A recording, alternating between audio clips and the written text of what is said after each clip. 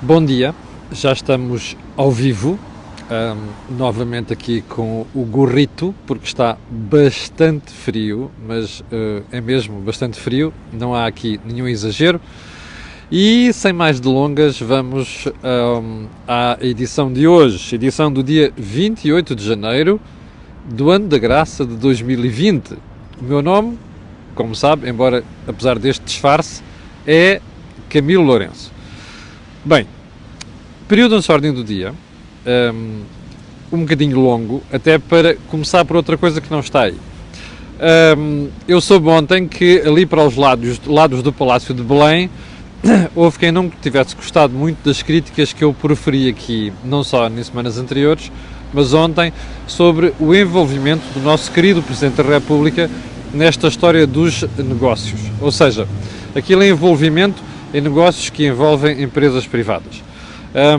Eu registro com o dever de cidadania a discordância, mas vou manter tudo aquilo que disse sobre as declarações e sobre as afirmações que o Sr. Presidente da República tem vindo a produzir sobre negócios privados. E já agora, porque isto me faz também um bocadinho de eco, vou tirar esta brincadeira com o risco de poder apanhar uma belíssima constipação. Já agora, só um alerta também. Amanhã vou fazer a Cor do Dinheiro muito cedo, a uma hora que provavelmente a maior parte das pessoas está a dormir, porque depois tenho um voo e não quero fazer tarde e a más horas em Lisboa. Portanto, fica aqui o aviso feito. Por onde é que vamos começar? Por uma estatística que saiu ontem, ou pelo menos eu tive acesso a ela ontem, que diz que em todo o ano de 2019 apenas 14,5% das empresas fizeram pagamentos a horas. O que é que quer dizer este a horas? Quer dizer no prazo que tinha sido combinado. Agora, diga-me uma coisa. Você acha que se consegue gerir uma economia onde apenas 14,5% das empresas paga a tempo e horas? É preocupante. Porque depois, imagina o que sucede. Esta empresa fica a dever aquela e leva mais de 3 meses a pagar, que é normalmente o standard. Esta que devia receber, por sua vez, fica sem tesouraria para pagar à outra. A outra, por sua vez, fica sem tesouraria para pagar a várias. Está a ver isto filtrando pelo Corporate Portugal, o efeito que isto tem no cumprimento das obrigações das empresas. Isto é uma das chagas nacionais que, infelizmente, não é exclusiva das empresas, estende-se ao Estado e foi daquelas coisas que a Troika tentou limitar quando veio para Portugal. E porquê? Porque não é só o exemplo que o Estado dá, neste caso, péssimo exemplo, como sabe também, em Portugal há muitas empresas que fazem negócios com o Estado ou com instituições públicas. Ora, se o Estado se atrasa, isto tem consequência nas empresas. Vale a pena pensar nisto, porque isto é um dos entraves mais graves que nós temos ao desenvolvimento normal dos negócios em Portugal. Segundo ponto. Soubemos ontem que o Rui Rio vai, afinal, processar, ou melhor, o partido vai processar disciplinarmente aqueles deputados da Madeira que se abstiveram no Orçamento do Estado. Como sabe, o PSD foi um dos partidos que votou contra, mas os deputados da Madeira, a fazerem um frete ao Governo, salvo ver por causa das verbas para o novo hospital, não sei o quê, decidiram abster-se. Bom, eu tenho muita dificuldade em conceber vida partidária, a não ser em questões de vida ou de morte, de consciência, sem disciplina partidária. E, portanto, ao longo dos últimos anos, para não dizer mesmo décadas, quando estas coisas sucedem, e já houve outras bem mais graves do que esta, costumo dizer que os deputados têm que ser responsabilizados por isso. Bom, qual é o problema aqui? É que nos casos em que já houve essa coragem, as coisas terminaram sempre mal. O mesmo é dizer, as coisas depois terminam em águas de bacalhau. Ora, esse terminar em águas de bacalhau é que é o incentivo negativo para que no futuro não se repitam coisas destas. Vamos ver como é que vai terminar esta saga no PSD. Terceiro ponto. Isabel dos Santos diz que vai processar os jornalistas. E diz mais que a origem dos seus fundos é lícita. Eu, quanto à segunda questão, enfim, não há muito comentar. Julgo que vai ser muito difícil provar aquilo. Quanto à história de processar os jornalistas, ao contrário do que algumas pessoas já disseram aí, ela pode ter alguma ponta de razão. Porque houve pessoas que não percebiam nada do assunto Mas também houve alguns que perceberam do assunto e fizeram afirmações precipitadas. Portanto, eu não gosto de ver jornalistas condenados, não é? Estamos muito longe disso. Mas este episódio, se calhar... Não, eu não vou dizer se calhar. Este episódio é um episódio que devia servir para pensarmos às vezes na forma como as coisas são divulgadas. Houve publicações que não percebiam nada do assunto, não tinham nada do assunto, não tinham gente que sabia o que estava a dizer e fez afirmações que foram demasiado arriscadas. Vamos ver se é aí que Isabel dos Santos vai pegar pelo pé para processar. Aguardemos. Último ponto do período de ordem do dia tem a ver com as 100 perguntas que o juiz Carlos Alexandre, juiz de instrução, recordo, enviou ao nosso querido primeiro-ministro António Costa. São muitas perguntas. São perguntas chatas em alguns casos. Qual é o problema disto? É que essas perguntas, que algumas são chatas, tornam-se mais fáceis de responder quando é por escrito. Tem-se aquele batalhão de advogados ao lado, pensa-se duas vezes naquilo que se vai dizer, revê-se as afirmações, depois faz-se o balanço global daquilo tudo. Ou seja, é muito fácil responder. Provavelmente, a pensar nisso, o juiz Carlos Alexandre manifestou naquele documento que enviou para António Costa no dia 24 de janeiro a ideia de que continua a pensar que vai ser útil ouvir o Primeiro-Ministro presencialmente. Acho muito bem. Eu acho até que nem devia haver respostas por escrito. O Primeiro-Ministro devia ser confrontado pessoalmente com o que é que ele sabia. Quem é que lhe disse? Quando é que sabia? O que é que sabia o seu Ministro da Defesa? Se sabia que havia ali uma investigação paralela ilegal da Polícia Judiciária e Militar, e eu continuo a dizer, não devia haver Polícia Judiciária e Militar, devia haver Polícia Judiciária, ponto final. Mas voltando ao assunto. Se o juiz presencialmente quisesse saber estas coisas, era muito difícil para António Costa fugir àquelas questões. E mais, como sabe, nos tribunais é muito importante outras coisas para além da resposta, não é?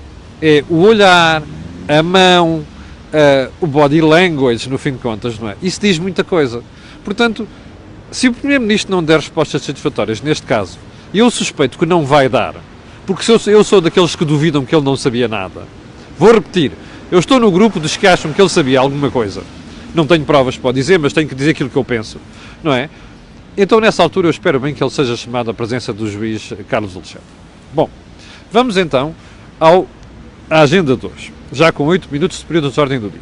Por onde é que vamos começar? O Governo anunciou ontem que vai voltar a mexer na lei das rendas. Este tema vai ocupar boa parte do programa de hoje, que é para você perceber duas coisas. A primeira é que nós não temos estabilidade legislativa em Portugal, em nada. Mas temos nas coisas que não interessam. Vamos lá começar do início. Como você sabe, existe um regime diferente para as rendas antes de 1990 e as rendas depois de 1990. Rendas de casa. As rendas depois de 1990 estão liberalizadas. As rendas antes de 1990 estão condicionadas. Este condicionamento do valor das rendas e até dos despejos é a principal razão pela qual em Portugal se paga hoje em dia para um T1 em Lisboa coisas como 900 euros. Percebe? Bom, a solução para isto nunca é a limitação de rendas. Isto é uma coisa que eu digo há décadas, desde os bancos da faculdade ou antes dos bancos da faculdade, comecei a estudar este assunto e isto é uma convicção profunda minha. Isto resolve-se fomentando o aparecimento de mais habitação para fazer baixar os preços. Ora, diga-me uma coisa, se você condiciona o valor das rendas à atualização, você acha que alguém tem incentivo para comprar a habitação e pôr no mercado de arrendamento?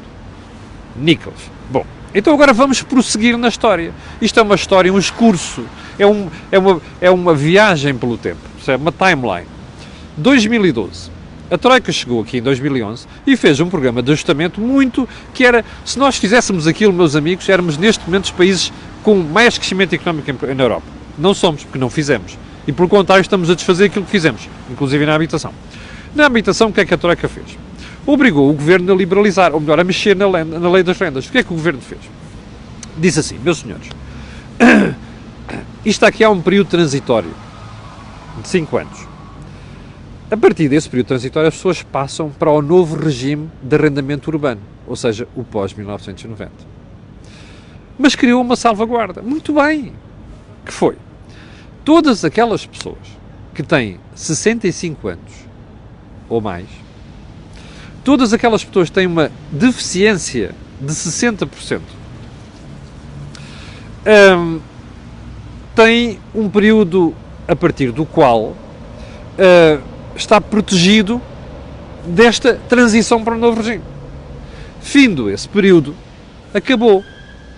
Bom, o que é que o governo do PS fez em 2017, quando já estava a chegar ao final daquele período transitório, disse assim, não, vamos prolongar isto para, aliás, para para 8 anos. Porquê?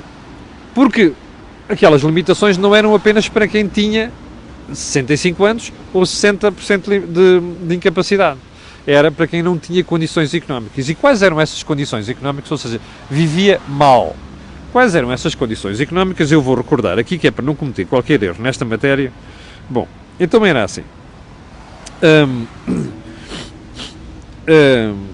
Quem tivesse um rendimento bruto anual corrigido inferior a 5 remunerações mínimas nacionais. Ou seja, quem vivesse nesta situação, este período, pelo PS, em 2017, passou de 5 para 10 anos. Ou seja, durante 10 anos, já não eram 5 anos, durante 10 anos, não se podia fazer esse acerto. E as pessoas não podiam passar para aquele regime.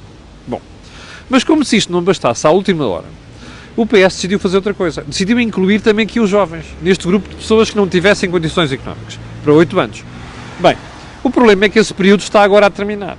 E o PS, eleitoralmente pressionado por aquela maltinha maluca do PCP e do Bloco de Esquerda, decidiu fazer uma coisa, que é, não, agora estes jovens também estavam nessa situação, passam para 10 anos.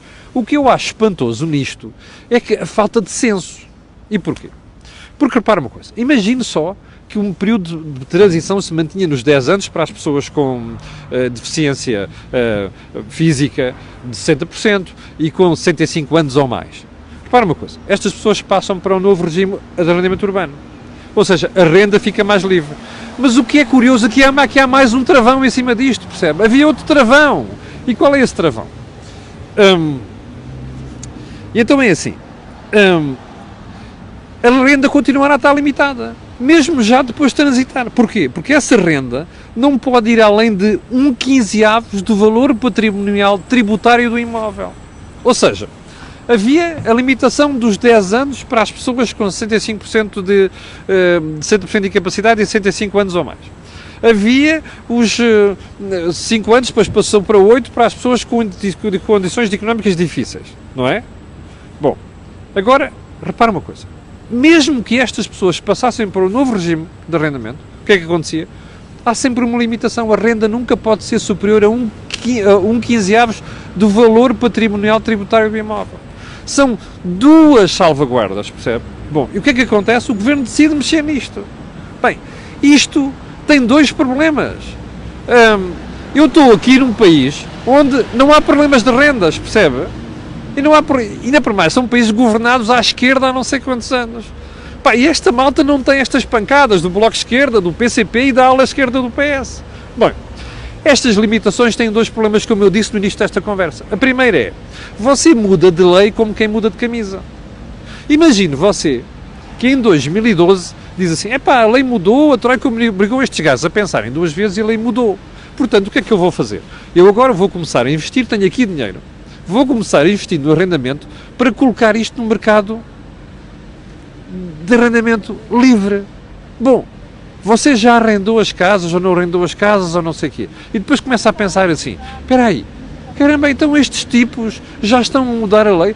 É melhor eu nem sequer meter mais nada no mercado de arrendamento por uma razão muito simples. É que amanhã ainda me vão dizer outra vez que mesmo nos arrendamentos a seguir em 1990 vão pôr um travão. Está a perceber isto? O problema é que o Estado é o principal responsável pela pobreza franciscana que nós vivemos no setor da habitação. O Estado é o principal incitador a que não haja mais casas. O Estado é o principal desencorajador, do investimento imobiliário. Ora, o investimento imobiliário é o fator crucial para nós termos mais casas. E, portanto, se temos mais casas, os preços baixam, está a perceber? Ainda para mais, isto acontece numa altura em que estão a vir estrangeiros para Portugal e, portanto, a pressão sobre as rendas não só já é elevada, como vai aumentar ainda mais. Você está a perceber a falta de tino desta gente? Bom, veredito disto. Pode estar descansado que nos próximos anos você não vai ter rendas baixas em Portugal. Mas, nos próximos anos, você vai ser assaltado porque o Estado vai inventar coisas de rendas acessíveis, não sei das quantas, para colmatar isto. Isto é, a malta trama o aparecimento de novos fogos no mercado, não é? Logo, rendas não baixam. E em cima disto, você ainda depois inventa coisas como rendas acessíveis e o rei que parta. Está a perceber? É isto que está a conseguir. Portanto, socialismo, não se esqueça que foi você que votou nisto. Ou seja, socialismo é o caminho mais direto e mais rápido para você chegar à pobreza. Ou para você ter um país pobre. Percebeu? Bom, vamos caminhar para bingo. Ponto seguinte. Tenho que fazer aqui uma meia-culpa. Afinal, o camarada Centeno não conseguiu produzir um superávit orçamental em 2019. Ontem soubemos, por dados do Governo, que o déficit foi de quase 600 milhões de euros em 2019. Não foi por falta de tentativa, ok? Dos cortes, dos pagamentos atrasados do Estado, não foi por falta de tentativa. Das cativações. Foi... e mais, isto acontece apesar de um crescimento brutal da receita fiscal em Portugal. Vá lá ver os impostos indiretos e os impostos diretos. Bom, Centeno não conseguiu ter um superávit, com muita pena dele. Já agora, para aqueles que me escreveram nos últimos dias, então você nunca mais fala do orçamento, daqueles regulatórios da UTAU e do CFP. Calma, e da Comissão Europeia. Calma, eu estou a deixar isto para uma análise mais completa esta semana. E mais, estava à espera dos dados de 2019, porque eu sei que nas últimas 2 semanas houve ali uma corridinha fantástica no Ministério das Finanças para apurar rapidamente estas coisas, porque se tentou até à última hora que se conseguisse mesmo apresentar um resultado nulo, ou déficit nulo, ou então mesmo um superávit orçamental. Eu já lá vou, ok? Não está esquecido. Bem, terceiro ponto, que está relacionado com a história do imobiliário. O Governo decidiu acabar com os vistos de gold em Lisboa e no Porto. Espera aí. Deixa-me ver se eu percebo. Você tem o Bloco de Esquerda a morder as canelas do Governo. Tem o PCP a morder as canelas do Governo. E esta gentinha, que é para não dizer gentalha, decide fazer uma coisa. Arranja-me aí uma solução daquelas que possa calar estes gajos, pá. Qual é a solução? Acaba com os vistos gold? Não. Tem que ser uma coisa que pareça... Lisboa e Porto, pode ser? Pode. Vamos acabar com os vistos de gold em Lisboa e Porto. Deixem-me lá adivinhar. Sobra a província, Braga, não? Leiria, Aveiro, Setúbal, Évora, Beja, Castelo Branco, que é para não me esquecer do país, Bragança, Algarve. Algarve sim, Algarve ainda se faz fazer qualquer coisa. Diga-me uma coisa. Você acha mesmo que o pessoal quer comprar imóveis por cima de 500 mil euros para ter residência em Portugal? Acima de 500 mil euros. Vai comprar uma casa em Bragança? É isso? Vai comprar uma casa em Castelo Branco? Vai comprar uma casa na Covilhã? É essa a ideia? No Algarve vá. Então espera aí. A ideia é lixar Lisboa e Porto e permitir umas negociatas no Algarve, é isso? Você está a ver como o Estado faz intervenções com incentivos negativos. Está a ver isto? É disso que nós somos bons. Ou seja, é a conta destas coisas que nós não saímos da cepa torta. Deixe-me fazer uma pergunta. A pancada desta gente é que os vistos de gold ainda gravam o problema da habitação em Lisboa e Porto. A sério? Nós estamos a falar de rendas de casas de mais de 500 mil euros. Francamente, não digam parvoices. Isto é uma estupidez. Mas, sabe qual é o problema dos vistos em Lisboa e Porto? É o seguinte, quem pode comprar uma casa acima de 500 mil euros é uma pessoa rica. Não precisa de crédito, não precisa de nada. Primeiro ponto. Em segundo lugar, até valoriza a cidade. Se você tiver empreendimentos com casas pensadas para vistos gold, acima de 500 mil euros, acima até de 1 milhão de euros, isto é fantástico para Lisboa e Porto, porque isto valoriza as cidades, está a perceber? Põe Lisboa e Porto no nível de qualidade de certo tipo de habitação ao nível de outros países. Mas não! Esta malta nivela por baixo, está a perceber? Socialismo é isto, é nivelar por baixo, está a perceber? Continua a votar nesta marmelada. Nas últimas foi 55,6%, remember? Bom, já estamos com 20 minutos e eu aqui ainda nem sequer esgotei esta brincadeira. Bom, ontem ficámos a saber, já agora, que a EDP perdeu quota em dezembro. Aí, não há para aí tanta gente que anda para aí com a história dos monopólios, não sei o quê. Já agora, já foi ver os dados. Sabe quem é que controla os clientes industriais em Portugal? Sabe? Não é a EDP. São duas empresas espanholas. É só um pormenor. Já agora uma coisa. Lembra-se das histórias de renda, de valores de luz condicionados e não sei o quê, limitados pelo governo? Sabe quantos portugueses já estão no regime liberalizado? 5,2 milhões. Não era melhor deixar o mercado funcionar? Socialismo é isto, está a ver? É nivelar para baixo. Bom, sexto ponto, vou deixar as tabelas de IRS outra vez para outro dia. Rui Pinto, Luanda Leaks, Ana Gomes. Eu vou voltar ao assunto. Você lembra-se, na semana passada, eu disse aqui que havia uma suspeita de que a Ana Gomes tinha falado com aquela segurança toda porque ela tinha alguns dados. E lembra-se quem é que eu disse que eram os dados, não era?